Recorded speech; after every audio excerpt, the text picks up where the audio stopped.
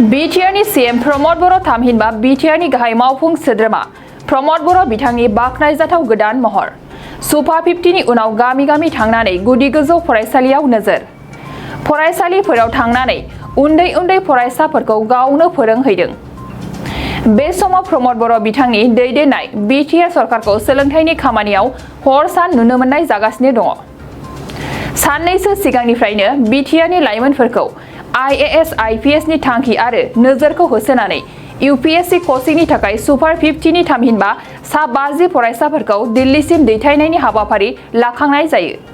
बेनि उनावनो दिनै BTRनि गाहाय प्रमद बर' बिथाङा माखासे फरायसालियाव थांनानै गावनो थाखो खथायाव हाबनानै फरायसाफोरखौ फोरोंहैनाय नुथायखौ BTRनि गोबां रायजो राजाफोरा बाखनायथाव हाबाफारि होननानै ससियेल मिडियायाव पस्ट कमेन्ट होनायखौ नुनो मोननाय जादों।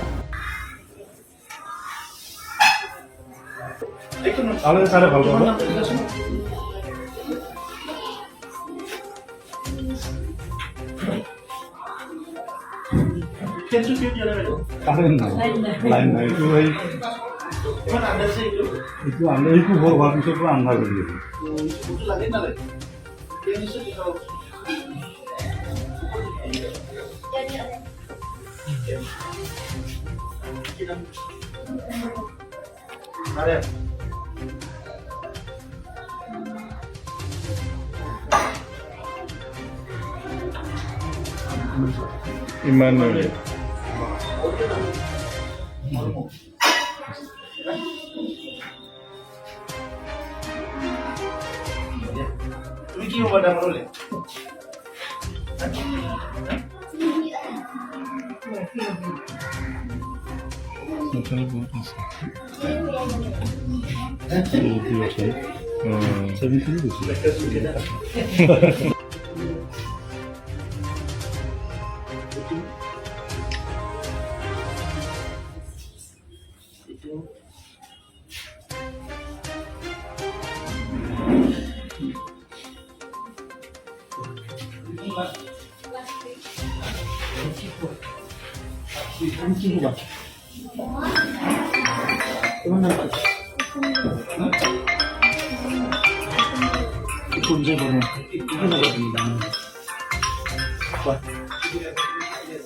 Officer, doctor, engineer,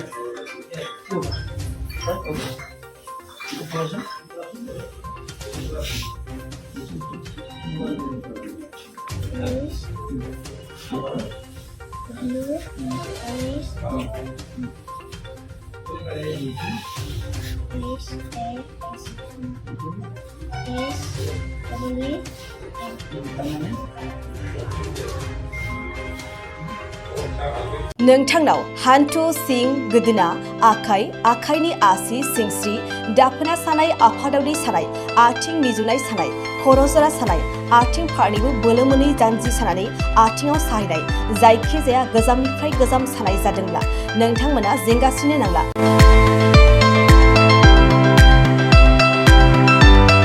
नोंथांमोननि थाखाय खम बेसेनावनो लाबोदों फिल नेचार जइन्ट पेन वेल।